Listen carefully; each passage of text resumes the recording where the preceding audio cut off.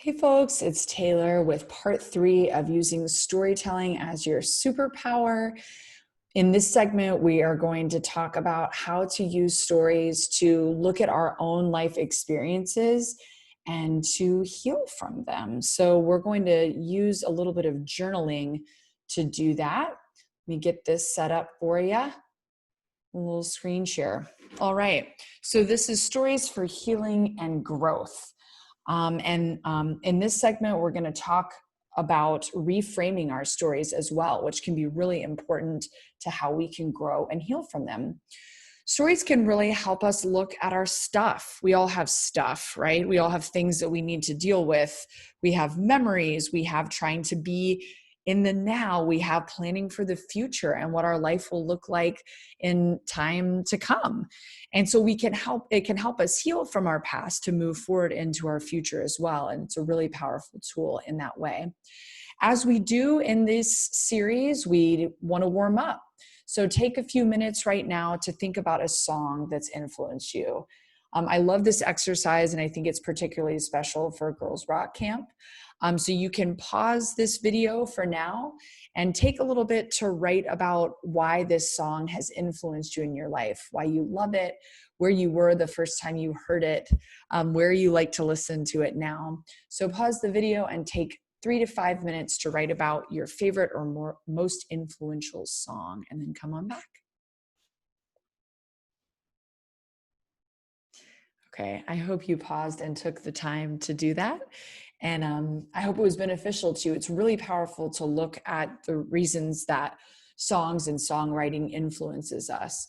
Maybe you can take time after this segment to write your own song based on the workshop or anything that's come up for you. It's a great way to get a story out into the world. Okay, so one thing I want to teach you all today is about the art of journaling. I imagine a lot of you might keep a journal or a diary or some way of keeping track of your life. It is a really, really powerful practice, and one that even adults struggle to keep up. So I think there are some tips and tricks to keep you on track with journaling and how it can help you tell your stories and heal from past events and work through some of that stuff we were talking about. All right. One of the big pieces of journaling as well is it can help us have more self-compassion. In part 2, we talked about having empathy and compassion for others, but self-compassion is a really, really important thing as well. So if you're interested in starting a journaling practice, one of the things that it does for us is it helps us make sense of our world. Okay, so if you're looking to do that, to make sense of experiences that you have, this is what I recommend in a journaling practice. You can find any notebook, piece of scrap paper, a napkin, whatever you want to write on. But if you build a practice, it would mean that even if you just write for 5 minutes a day, just to get out your thoughts, whatever's on your heart, if it's something that's happening that day, something that you're thinking about that you kind of want to get over from the past or make sense of, a tough conversation you might have or that you're planning on having, any of these things can be put in a journal.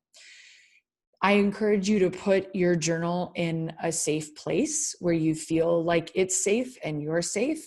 And you can reserve a special place that you might do the writing so that you really feel like you can kind of get in your flow and write about what you need to write about. And you can also put your journal in a place that will encourage you to write, where you'll actually remember to do it. Sometimes it's hard to remember. Sometimes people will keep a journal in their phone.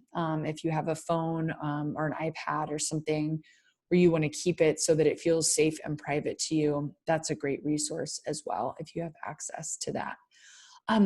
A huge piece of journaling is to not judge what you're writing.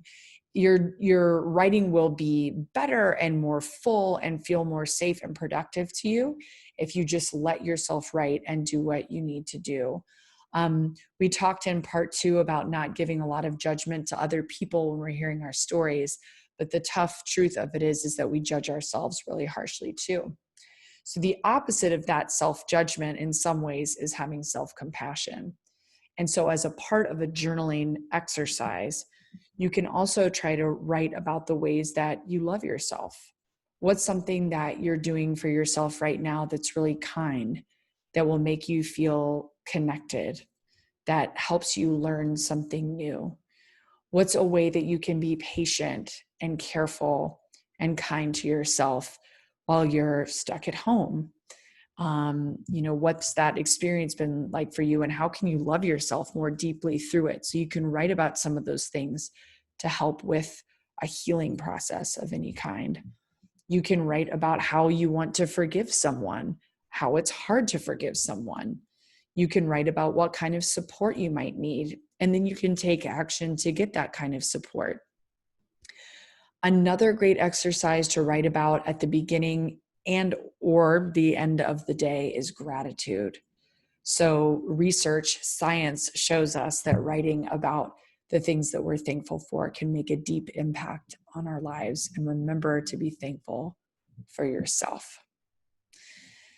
If you've joined us on this journey, this 3-part series of storytelling, I hope that you've gotten something out of each session.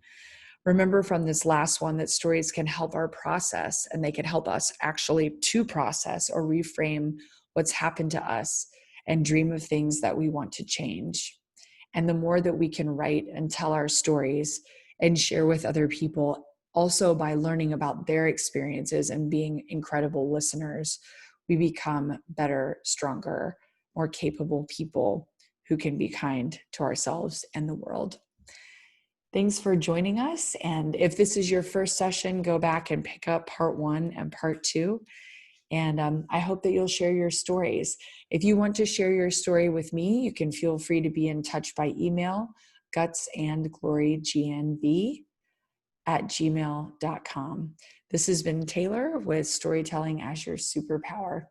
I hope you all are doing well. Stay safe and love each other and yourselves well.